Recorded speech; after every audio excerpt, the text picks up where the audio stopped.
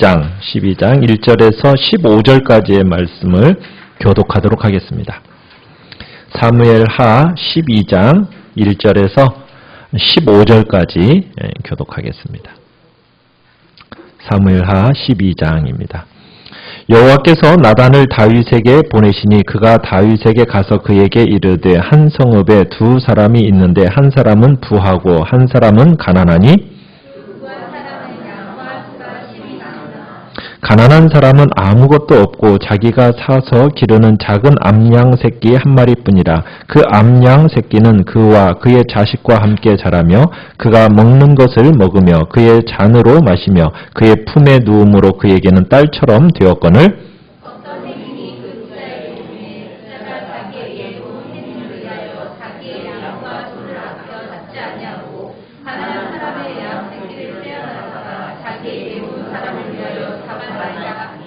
다윗이 그 사람으로 말미암아 노하여 나단에게 이르되 여호와의 살아계심을 두고 맹세하노니 이 일을 행한 그 사람은 마땅히 죽을 자라.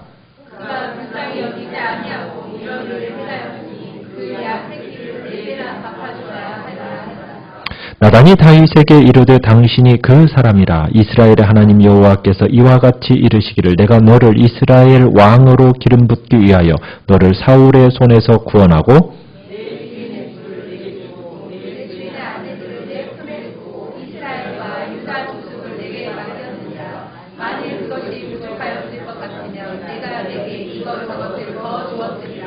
그런데 어찌하여 내가 여호와의 말씀을 업신여기고 나 보기에 악을 행하였느냐. 내가 칼로 햇사람 우리아를 치되 암논 자손의 칼로 죽이고 그의 아내를 빼앗아 내 아내로 삼았도다.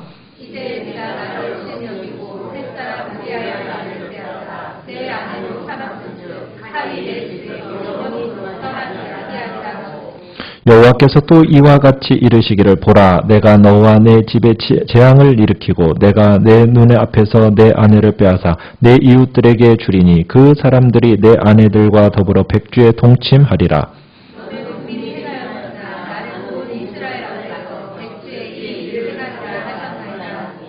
다윗이 나단에게 이르되 내가 여호와께 죄를 범하였노라 하매 나단이 다윗에게 말하되 여호와께서도 당신의 죄를 사하셨나니 당신이 죽지 아니하려니와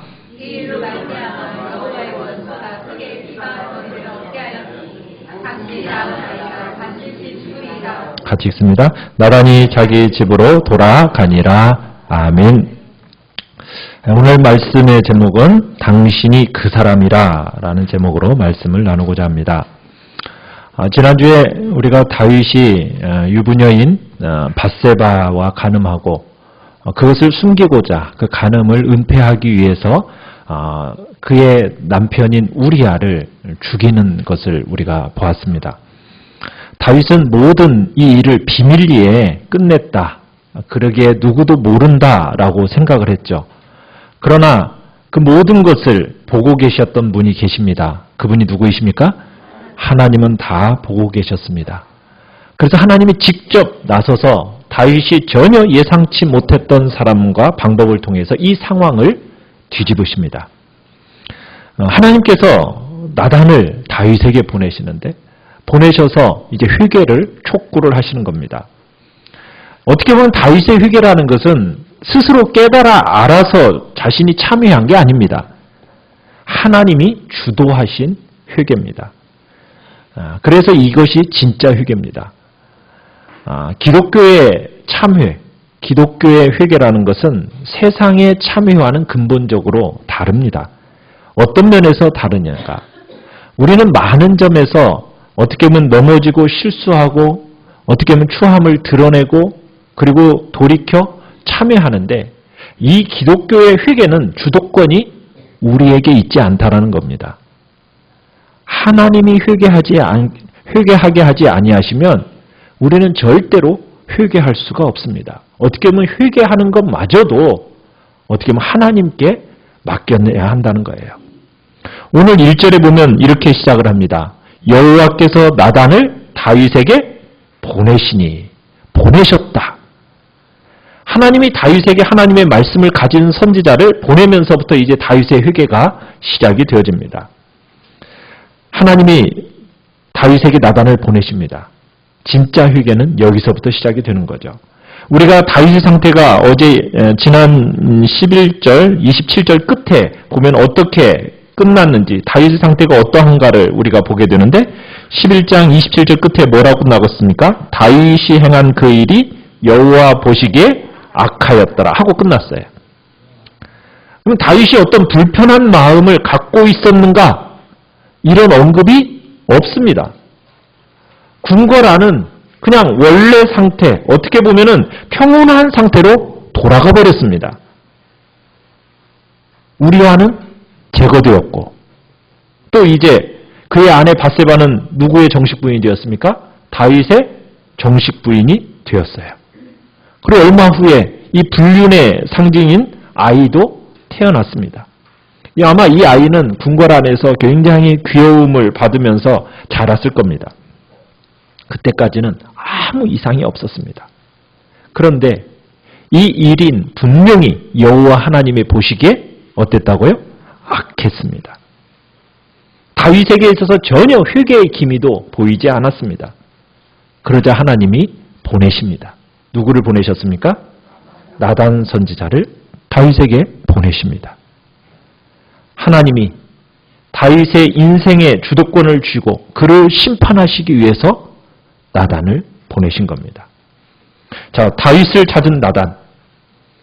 나단이 한 이야기를 마치 다윗이 통치하고 있는 영토 안에서 일어나고 있었던 사건인 것처럼 꾸며서 이야기를 합니다. 그 이야기가 이제 12장 1절에서부터 쭉 진행이 되어지는데, 어느 마을에 두 사람이 살고 있었어요. 한 사람은 정말 아무것도 부족한 것이 없는 정말 엄청난 부자였습니다. 한 사람은 재산이라고는 어린 암양 한 마리가 전부인 가난한 사람이었습니다. 부잣집에는 소떼도 많고 양떼도 많았어요. 그런데 가난한 사람은 어때요? 양 한 마리니까 이 양을 마치 자기 자식인 양 아끼듯이 애지중지하면서 키웠습니다. 같이 먹기도 하고 자기도 하고 정말 친딸처럼 잘 보살폈어요. 그런데 어느 날 이 부잣집에 손님이 찾아왔어요. 근데 이 부자가 자기의 그 많은 짐승이 하나 주는 거 아까워가지고 가난한 농부가 그렇게 애지중지 키우는 그 한 마리의 암양을 빼앗아다가 손님을 대접해버립니다. 왕께서는 이 일을 어떻게 생각하십니까? 자, 나단이 들려주는 이 이야기에 다윗이 몰입하고 있었어요. 이 이야기가 끝나자마자 다윗은 몹시 분개합니다. 아마도 다윗은 누구예요? 양을 돌보는 목동이었잖아요. 그러니까 나단의 이 이야기, 양 이야기에 더욱 몰입하게 되었던 것 같아요. 그리고는 선언을 합니다.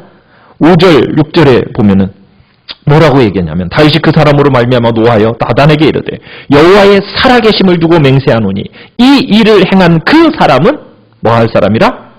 마땅히 죽어야 할 사람이라.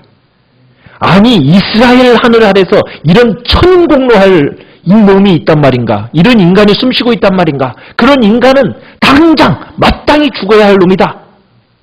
그리고는 그 죽기 전에 6절에 보면은 이렇게 얘기하죠. 그 양새끼를 몇 배요? 4배나 갚아줘야 하리라. 자, 4배를 갚아줘야 한다. 이것은 율법에 나온 내용입니다. 출애굽기 시내산 율법에 보면은 훔친 양에 대해서는 4배를 갚아주라고 배상하라는 이야기가 있거든요. 그러니까 율법 배상 이야기를 하고 있는 겁니다. 자, 이 이야기를 해볼 때 아직 율법적으로는 이렇다라는 것을 다윗은 알고 있어요. 그러니까 율법적으로 안다라는 것은 종교인이란 이야기입니다. 그러나 아직 신앙인은 아닙니다. 언제 신앙인이 되는지 아십니까? 이 문제가 내 문제로 들어올 때, 그때 진짜 신앙인이 되는 거예요. 다윗은 나단의 선지자의 이야기에 몰입해 있었어요. 그런데 아직 이 문제가 자기 문제로 다가와야 안 닿았어요. 다가오지 않았어요. 아직은 종교인입니다. 어떻게 그럴 수가 있어? 4배를 갚게 하고 그런 사람은 죽여야지. 이 사람은 죽어 마땅하다. 막 그러면서 막 흥분을 한 겁니다. 다윗은 나단에게 이 일은 도저히 용납될 수 없는 일이다. 도대체 어디 사는 누구냐? 이런 일을 행한 자가 누구냐 가르쳐달라고 이제 이야기하는 겁니다. 사람을 보내가지고 내가 이 일을 즉시 수습하고 그를 죽여서 내 나라 안에서는 정말 공의와 정의가 살아있는 그런 천하로 만들겠다. 천하로 하여금 이 땅은 정말 공의와 정의가 살아있는 나라라는 것을 알겠다. 그런 인간은 정말 사람의 탈을 쓴 짐승만도 못한 인간이다. 어떻게 보면 다윗은 지금 그런 마음으로 막 소리를 지르는 겁니다. 분개해서 내 이 부자놈 요절내리라. 소리지면서 막 호들갑을 떠고 있는 다윗의 등에 비수를 나단이 꽂아버리죠. 뭐라고 얘기합니까? 7절에 나단이 다윗에게 이르되 당신이 그 사람이라. 다윗은 꿈에도 생각지 못했습니다. 나단의 말이 뭡니까? 당신이 바로 죽어야 할 그 사람입니다. 나단의 입에서 순식간에 흘러나온 이 말에 순간적으로 다윗은 어땠을까요? 아마 심장이 멈췄을 것 같습니다. 바로 당신이 그 사람입니다. 이 딱 부러지는 이 한마디가 얼마나 큰 충격을 다윗에게 주었을까요? 사랑하는 성도 여러분, 십자가를 바라볼 때, 십자가에 달리신 예수님을 바라볼 때 저 자리는 누구의 자리라고 생각을 하며 여러분은 바라보십니까? 정말 저 자리가 내가 죽어야 할 자리라고 여러분들은 느껴지십니까? 이것이 동의가 되지 않는다면 신앙생활한다고 할지는 모르지만 그는 진정한 신앙인이 아니요 종교인일 뿐입니다. 그 십자가를 바라보면서 저 자리에 아무개가 달려야 하는데 여러분 이렇게 생각하면 안 됩니다. 100번 생각해도 그 자리에는 누가 달려야 할 자리라는 거예요? 다른 누군가가 아니라 바로 내가 달려야 할 저 자리에 나를 대신해서 내가 거기 매달려야 할 자리인데 하나님의 거룩한 그 예 앞에 설 때 십자가라는 자리는 내가 달려야 할 그 자리인데 여러분 그것을 느끼는 이가 바로 진정한 신앙인인 거예요. 내가 죽어야 할 그 자리에 어쩌다가 예수님이 그 자리에 나를 대신하여서 죽으셨단 말인가. 여러분 이 마음이 들어야 합니다. 이 자리까지 여러분 이 자리까지 오지 않는다면 우리는 신앙인이 아닙니다. 단지 종교인일 뿐입니다. 여러분 사람에게 은혜가 제대로 들어오면은 이 은혜가 제대로 들어오면 그 십자가 앞에서 눈물 날 수밖에 없는 거예요. 정말 내가 어쩌다가 이렇게 큰 긍휼을 입게 되었나? 내가 어쩌다가 이렇게 큰 은혜를 입게 되었나? 어떻게 우리 주님이 나를 대신해서 저 십자가에 죽으셔야만 했는가? 라는 감사와 감격이 우리 안에서 나타나게 된다는 겁니다. 바로 당신이 그 사람이라. 내가 바로 그 사람이구나. 이 깨닫는 자리에까지 이르러야 됩니다. 나단의 지적에 다윗은 아무 소리도 못 내고 무너져 버립니다. 여러분 제대로 무너지면 아무 소리도 못 내게 되어 있어요. 덜그덕 소리가 난다면 그리고 돌아다닌다면 아직 덜 부서진 겁니다. 덜 무너진 거예요. 완전히 무너지고 완전 가루가 되면 아무 소리도 못 내요. 하나님은 이 일을 통해서 뭐라고 이제 얘기를 하시느냐면 9절에 보면은 이렇게 얘기합니다. 그런데 어찌하여 내가 여호와의 말씀을 업신여기고 뭘 업신여겼대요? 여호와의 말씀을 업신여겼다 이렇게 표현하고 있습니다. 10절에 가면은 뭐라고 또 얘기하는지 아십니까? 이제 내가 누구를? 나를 업신여겼다. 누구를 업신여긴 겁니까? 하나님을 업신여긴 거예요. 하나님을 업신여기는 것은 하나님의 말씀을 업신여긴 것과 동일하게 취급받는 겁니다. 여러분 하나님의 말씀을 업신여겼다가 버림받은 사람이 있습니다. 누가 버림받게 되었습니까? 바로 다윗의 앞 왕 사울이 하나님의 말씀을 업신여기고 버렸다가 그는 버림받게 되었어요. 여러분 이 말씀은 어떻게 보면은 새로운 위기감을 조성하는 겁니다. 사울이 하나님의 말씀을 업신여기고 하나님을 업신여겼다가 버림받게 되었는데 과연 그러면은 사울을 버리신 것처럼 이제 다윗도 버리시는 걸까? 여러분, 다윗이 버림받을까요? 그 놀라운 것은 무슨 이야기입니까? 하나님께서는 다윗을 버리지 않으셨어요. 이유가 뭘까요? 왜 사울은 버림당하고 다윗은 버림당하지 않았을까요? 근본적인 차이가 뭘까요? 첫 번째 차이는 언약의 차이입니다. 하나님께서 다윗과는 언약을 세우셨어요. 그죠? 사무엘하 7장에서 다윗과 맺은 언약. 그 언약의 관계 때문에 다윗은 하나님께서 용서를 하십니다. 두 번째, 죄를 범한 이후의 태도입니다. 죄를 범한 이후의 태도의 차이예요. 사울은 죄를 지적받았을 때 어떻게 일관했습니까? 계속 변명으로 일관했습니다. 변명했어요. 회개가 아니었습니다. 변명했습니다. 그러나 다윗은 엄청난 죄를 저질렀어요. 어떻게 보면 사울하고 게임이 되지 않는 죄를 저지른 겁니다. 그렇지 않습니까? 다른 사람의 아내 빼앗아다가 간음하고 그리고는 그의 남편을 살인하는 간음죄, 살인죄. 여러분, 그런 죄를 지은 죄인이에요. 엄청난 죄를 저질렀어요. 그에 대해서 지금 당신이 그 사람이라 딱 얘기했을 때 다윗은 어떻게 이야기를 합니까? 13절을 가보시면 뭐라고 얘기해요? 다윗이 나단에게 이르되 내가 여호와께 죄를 범하였노라. 자신의 죄에 대해서 어떻게 해요? 변명하지 않고 자신의 죄를 직고합니다.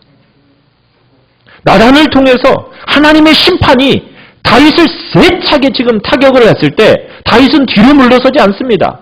변명하지 않습니다. 앞으로 나아가면서 정면 돌파하는데 어떻게 정면 돌파해요? 회개함으로 정면 돌파하는 거예요. 그러면서 지은 회개의 시가 있죠. 회개의 시가 어디에 기록되어져 있습니까? 시편 51편에 기록되어 있어요. 죄의 고백의 상황을 시로 표현했습니다. 우리 한번 시편 51편을 잠깐 한번 넘어가 봅시다. 시편 51편입니다.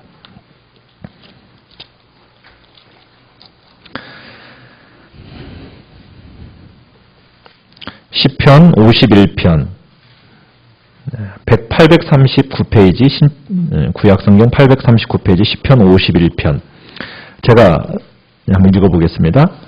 하나님이여 주의 인자를 따라 내게 은혜를 베푸시며 주의 많은 긍휼을 따라 내 죄악을 지워주소서. 나의 죄악을 맑게 씻으시며 나의 죄를 깨끗이 제하소서. 물은 나는 내 죄가를 아오니 내 죄가 항상 내 앞에 있나이다. 내가 주께만 범죄하여 주의 목전에 악을 행하였사오니 주께서 말씀하실 때 의로우시다 하고 주께서 심판하실 때 순전하시다 하리이다. 내가 죄악 중에 출생하였으니여 어머니가 죄 중에서 나를 잉태하였나이다. 보소서 주께서는 중심이 진실함을 원하시오니 내게 지혜를 은밀히 가르치시리이다. 웃을초로 나를 정결하게 하소서. 내가 정하리이다. 나의 죄를 씻어주소서. 내가 눈보다 희리이다. 내게 즐겁고 기쁜 소리를 들려주시사 주께서 꺾으신 뼈들로 즐거워하게 하소서. 주의 얼굴을 내 죄에서 돌이키시고 내 모든 죄악을 지워주소서. 우리 10절, 11절, 12절 우리 세 절을 같이 한번 읽어보겠습니다. 시작. 하나님이여 내 속에 정한 마음을 창조하시고 내 안에 정직한 영을 새롭게 하소서. 나를 주 앞에서 쫓아내지 마시며 주의 성령을 내게 거두지 마소서. 주의 구원의 즐거움을 내게 회복시켜 주시고 자원하는 심령을 주사 나를 붙드소서. 아멘. 하나님 앞에서 정말 눈물을 흘리는데 침상이 썩도록 눈물을 흘리면서 하나님 앞에 회개했다고 이야기하고 있습니다. 자신의 죄에 대해서 고백하고 하나님 앞에서 철저하게 고백한 이후에 하나님께서 그 죄에 대해서 용서함을 선언하십니다.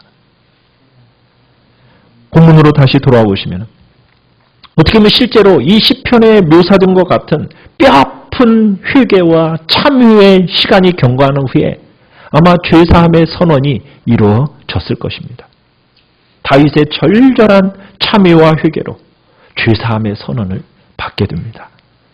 그러나 여러분, 죄사함을 선언을 받았다고 해서 죄에 대한 책임이 감면되는 것은 아니었습니다. 13절에 가보시면은 여호와께서 당신의 죄를 사하셨나니 당신은 죽지 아니할 겁니다. 그러나 원수, 이 일로 말미암아 여호와의 원수가 크게 비방할 거리를 얻게 되었습니다. 그래서 당신이 낳은 아이가 반드시 죽을 것입니다. 라는 선언을 듣게 돼요. 죄사함이 심판의 면제를 의미하는 것은 아니라는 겁니다. 나단의 이런 엄혹한 심판의 이 예언이 전달되어지고 이제 나단은 자기 집으로 돌아갔어요. 여러분, 죄를 용서받으면은 죄사함을 받는다고 그러면 죄에 대한 궁극적이고 치명적인 형벌은 면제를 받습니다.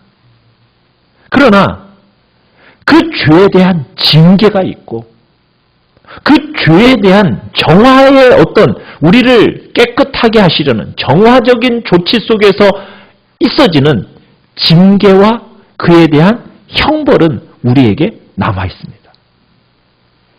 다윗이 죄를 용서받지 못했다면 아마 즉시 왕위에서 쫓겨났을 겁니다.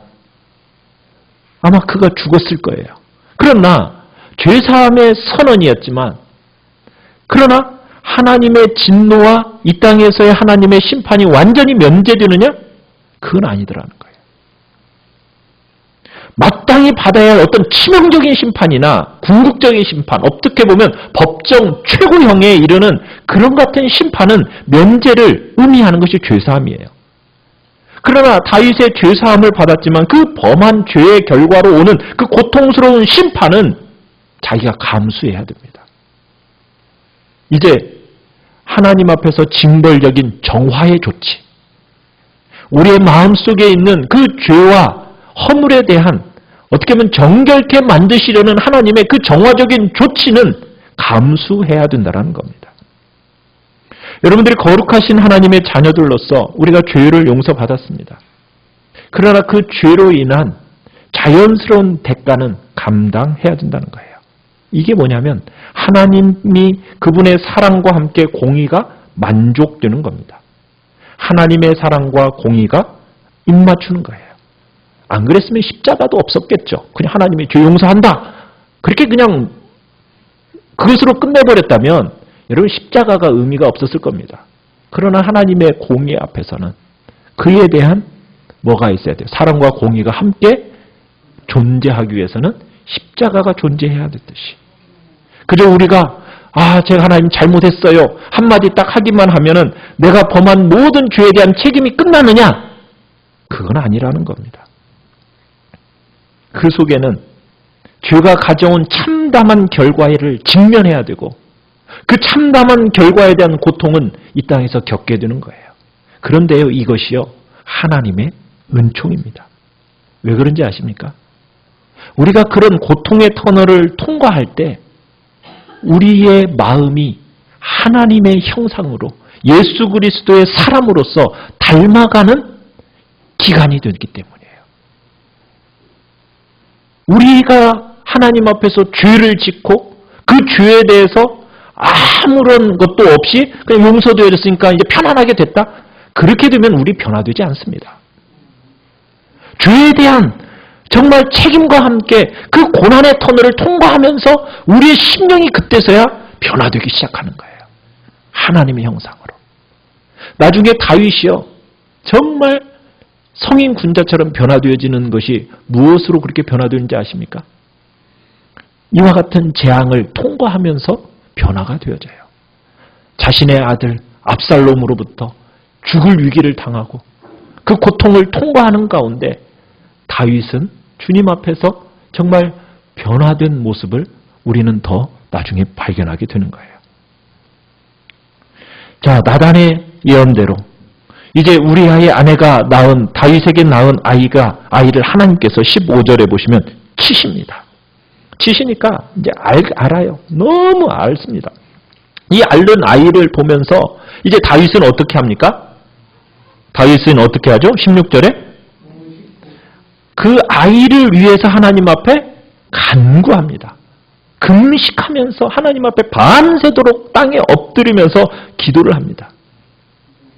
자, 옆에 있는 늙은 종들이 이제 막 다윗 왕을 막 붙들어서 일으키려고 합니다. 근데 왕이 듣지 않습니다. 더불어 먹지도 않습니다. 오로지 아기만 살려달라고 막 기도를 합니다. 자, 그랬는데 이 아이 어떻게 됐죠? 18절에 보니까 이레 만에 죽었습니다. 자, 다윗의 신하들이 이제 걱정입니다. 왜요? 아이가 죽었다는 소식을 전하면은 다윗이 어떻게 될까봐. 죽기 전에도 이렇게 슬퍼하면서 따라 죽기라도 할 것처럼 이렇게 했는데 이거 혹시 따라 죽으려고 하는 거 아닌가? 이거 보고하기가 두려운 거예요. 그러면서 다윗의 신하들이 서로 수근수근 거립니다.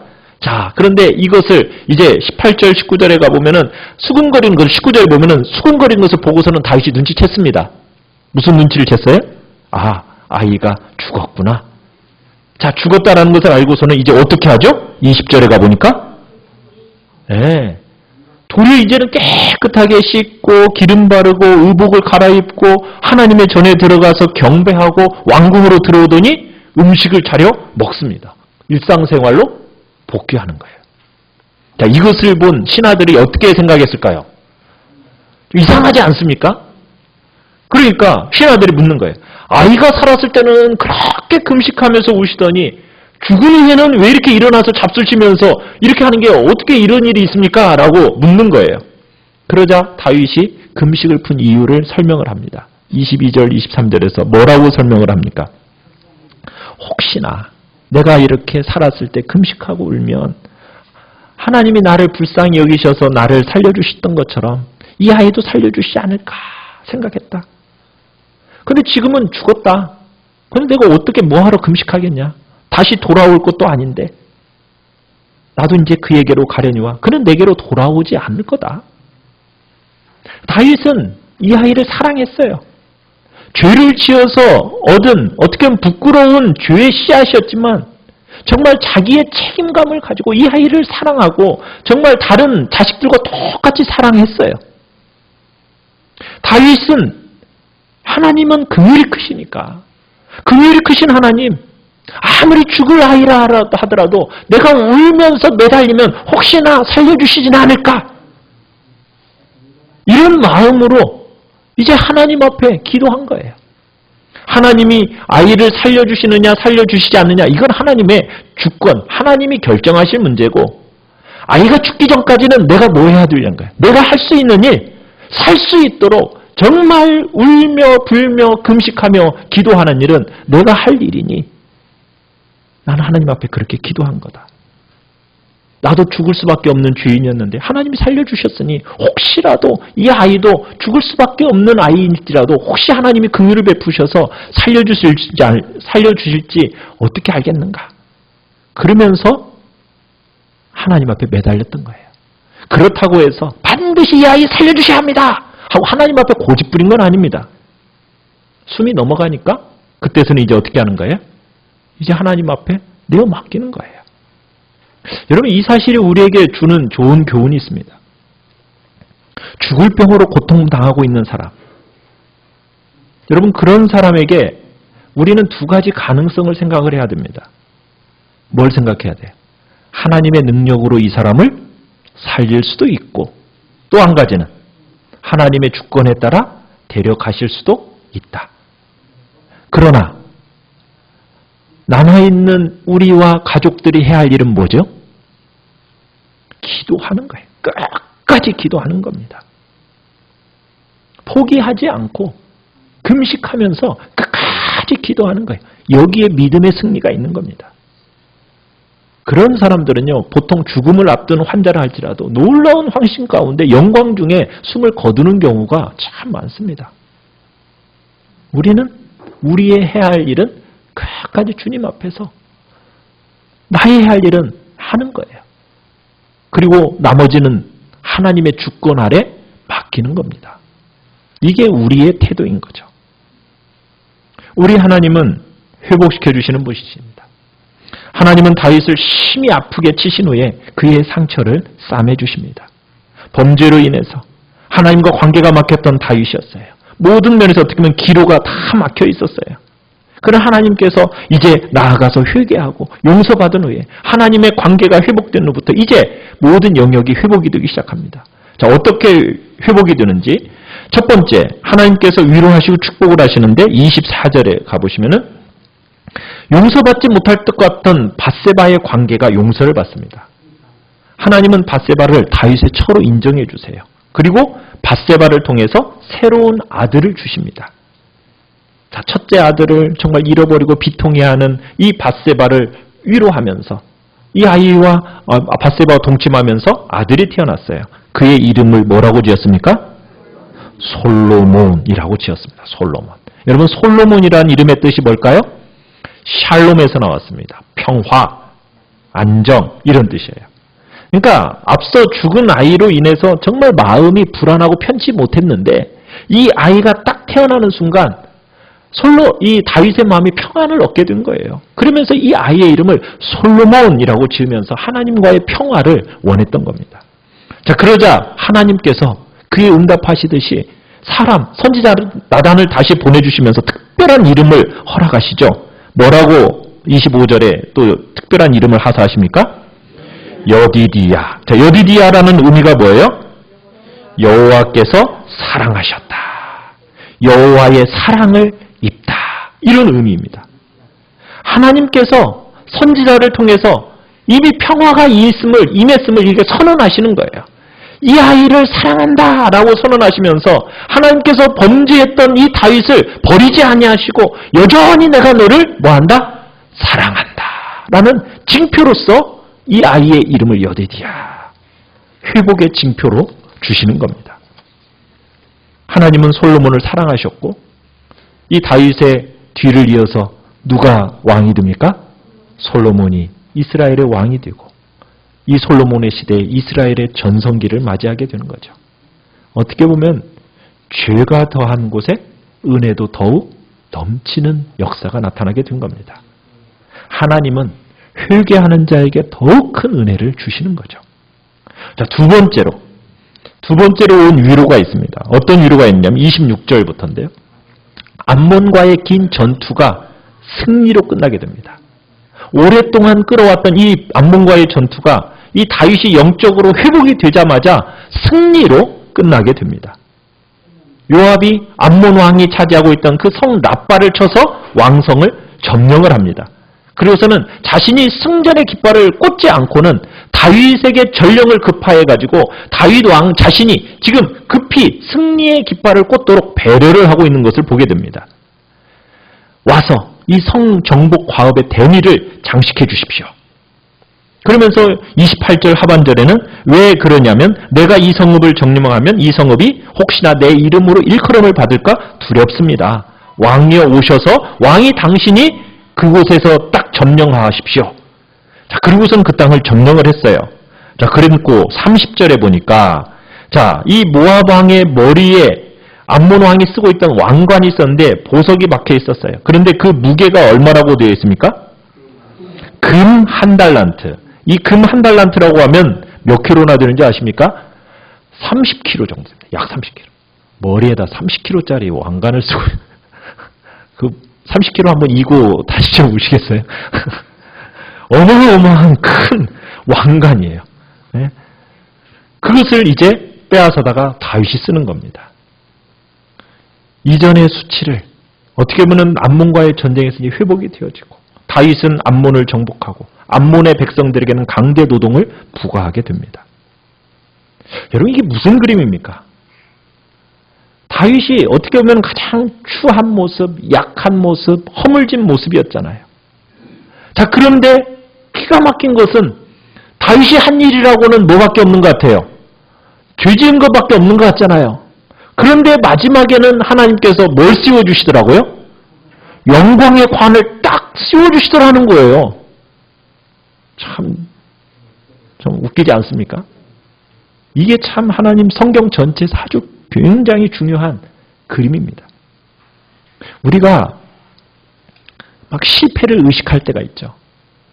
내가 막 죄를 회개했는데도 불구하고 뭔가 그냥 내가 하나님 앞에 자비를 기대할 만한 근거도 없는 것 같고 하나님 앞에서 어떤 은총을 기대할 만한 이유도 없는 것 같아요.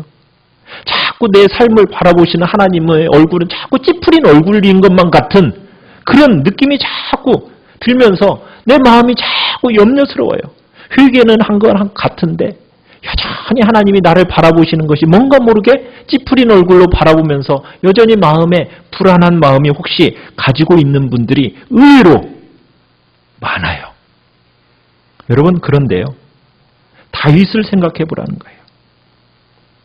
다윗이 지은 건 죄밖에 없는데요, 하나님 앞에 그렇게 철저히 회개하고 났더니 하나님이 어떻게 그에게 위로하시고 어떻게 역사하셔요? 딱 머리에다가 관을 딱 씌워주시더라는 거예요. 여러분, 은혜를 베푸는 것이 하나님의 장기입니다. 이 속에 정말 소망의 빛이 보이지 않습니까? 죄와 환난 가운데 빠져 있을 때 여러분, 우리에게 은혜를 베푸실지, 어떤 은혜를 베푸실지 여러분 누가 상상할 수 있겠어요? 이 말씀이 우리가 죄에 대한 변명하라고 주시는 말씀이 아니에요. 죄로 절망 가운데 혹시나 있으신 분이라 있다면 여러분, 이 부분을 딱 보시면서 여러분 그것을 초월하도록 도와주시는 말씀인 거예요. 사랑하는 성도 여러분, 우리 주 예수 그리스도 안에서 여러분들이 죄로 인해서 너무 절망하고 좌절하고 실망하지 마십시오. 회개한 그것에 대한 하나님께서 뭘 허락하세요? 영광스러움을 우리에게, 죄로 인하여서 철저히 회개한 그 사람에게 주시는 그 복됨을 하나님은 우리에게 보여주고 계시는 거예요. 한번 우리의 삶을 돌이켜보시길 바라요. 여러분, 우리가 모든 것 중에 가장 힘써야 할 부분이 뭔지 아십니까? 하나님과 막힘없는 관계입니다. 하나님과 관계를 가로막는 게 뭐예요? 죄입니다. 죄의 문제에 대해서는 정말 하나님과 우리 사이를 가로막기 때문에 하나님을 믿고 의지하면서 정말 예수 그리스도의 보혈을 의지하면서 여러분 우리의 죄와 허물에 대해서는 철저하게 회개하는 자리로 우리가 나가야 됩니다. 어쨌든 그 관계가 끊어지지 않도록 관계 회복을 위해서 우리가 최선을 다해야 돼요. 하나님과의 관계 속에서 나를 가로막고 있는 죄된 우리의 모습이 있다면 이 시간 점검하면서 주님 앞에 정말 다윗과 같이 철저히 회개하는 자리로 우리 나아갑시다. 그래서 우리의 심령이 정결한 마음을 달라고, 성령의 은혜로 회복하게 되려고, 죄의 용서함과 회복함을 누린 하나님의 자녀들이라면 더 이상 죄로 인하여서 스스로 절망하고 좌절 속에서 하나님이 여전히 나를 미워하실 거라는 어떤 죄책감에 시달리면서 살아가는 인생을 우리 살아가지 맙시다. 철저히 회개한 우리들을 향하여 하나님이 주시는 것은 무엇입니까? 위로요, 평화요, 영광입니다. 우리는 그것을 바라보시면서 하나님을 믿고 담대하게 이 시간 주님 앞에 나아가는 복된